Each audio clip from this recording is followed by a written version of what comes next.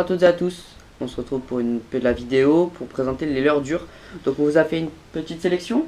Ouais, on n'a pas tellement de leurres dures, alors on a quelques-uns qui marchent bien. Voilà. On va vous les présenter rapidement. Quelques leurres qui nous ont fait prendre en début de saison ou qui paraissent très prometteurs pour le début de saison. L'année dernière on a pris beaucoup de brochets avec celui-là. Plus de 20 brochets moi je dirais. Avec donc un Rapala. Je vous affiche les modèles, les noms des Rapala, je les connais pas par cœur. Donc je vous affiche les modèles, là n'hésitez pas à les regarder. Hop.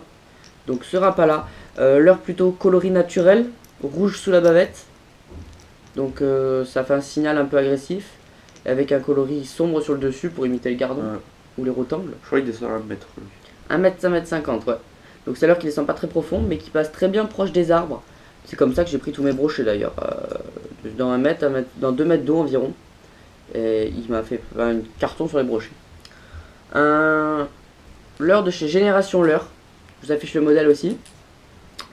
Ce type de leurre à bavette, un leurre un peu profilé allongé, un crank un peu allongé, avec une bavette assez longue, assez fine, permet de descendre vers les 3 mètres, 3 mètres 50 à peu près. Je sais pas si... Je sais pas exactement la profondeur qu'il descend, mais environ 3 mètres, 3 mètres 50. Et ces types de leurres sont très bien pour les perches. Les perches en début de saison sont plutôt au fond, elles se baladent sur le fond à chercher de la nourriture un peu. Et quand il y a ça qui passe, ça fait réagir souvent nous des perches de 40 cm environ. Ah, 40. Donc en profondeur dans les lacs. Donc ça peut être très intéressant, n'hésitez pas à apprendre ce type de leurre. Il y a un autre leurre qui est très bien, qui ressemble un peu. C'est le Gunky, c'est un Gunky, je vous affiche le modèle aussi. Il est pas très cher, mais... Il est pas très cher, ouais, mais il prend pas mal de poissons. Ouais, pas mal. Il permet de prendre vraiment des poissons qui sont quand même assez actifs, descendre assez profond. Il donne ça à plus de 3,50 m je crois. Non, 2,50 m. 2,50 m, 3 mètres. Donc il permet quand même, il est un peu plus profond que celui-là, mais il est assez complémentaire pour pêcher.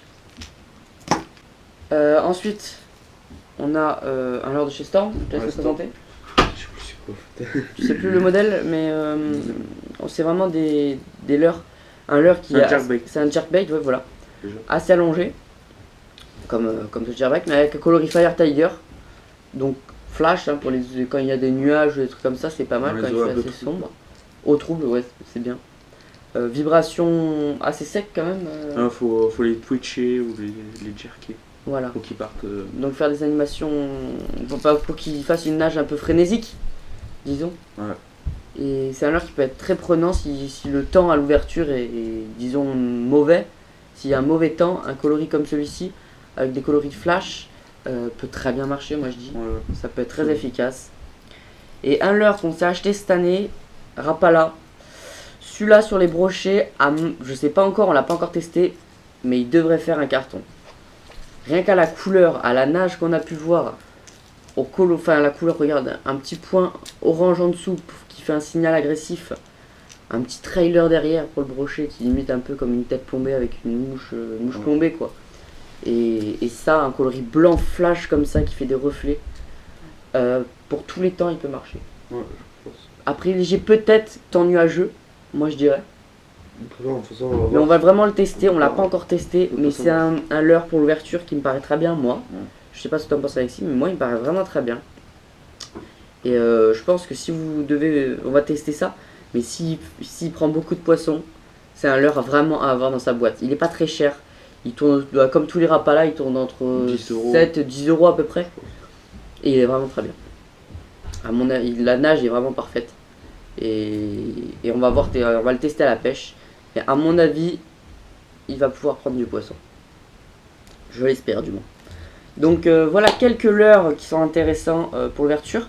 D'autres leurres durs qui peuvent être intéressants, c'est Feeling Fishing qui vous les présente. N'hésitez pas à aller voir leurs vidéos, ils ont sorti une vidéo pour les leurres durs. Ils ont un peu plus de leurres dures que nous, ils s'y connaissent un peu mieux dans les leurres durs. Ils ont quasiment que des leurres durs. On vous invite à aller voir leurs vidéos, ils ont des leurres un peu plus, disons, haut de gamme que nous. Et qui prennent aussi du poisson, et ils vous font une petite sélection de pas mal de leurres qui peuvent être intéressants pour l'ouverture. Donc pour tous ces leurres, c'est des postes soit encombrés pour quelques-uns des leurres entre des profondeurs de 1 m, 1 m 50 pour celui-ci par exemple. Celui-ci descend dans les 2 m 50, 3 mètres. Celui-ci plutôt en surface. Ouais, Au-dessus des herbiers, il 1 peut être à mètre, privilégier. peut-être 1 mètre. Ouais. maximum. Et celui-ci descend vers 2 mètres, 2 mètres 50. Donc lui aussi, dans les zones où les herbiers sont pas encore poussés, il y a une zone de 2 mètres, 2 mètres 50, ça peut être très intéressant pour de passer à quelques centimètres au-dessus du fond avec un leurre comme ça. Nous on a quelques zones où on sait qu'on va pouvoir l'utiliser.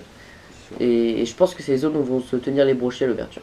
N'hésitez pas à aller voir les posts pour l'ouverture, la vidéo des leurres souples et des leurres métalliques qui peuvent être utilisables à l'ouverture. Donc nous on vous dit ciao ciao pour une prochaine vidéo.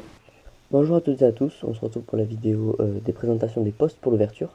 Donc on va commencer tout de suite. Donc ce premier poste que vous pouvez voir à l'image est un poste qui est très intéressant, notamment parce qu'il possède des branches et une profondeur faible, disons. Donc toutes les branches peuvent abriter des brochets, ou ça fait des zones où les brochets peuvent se cacher.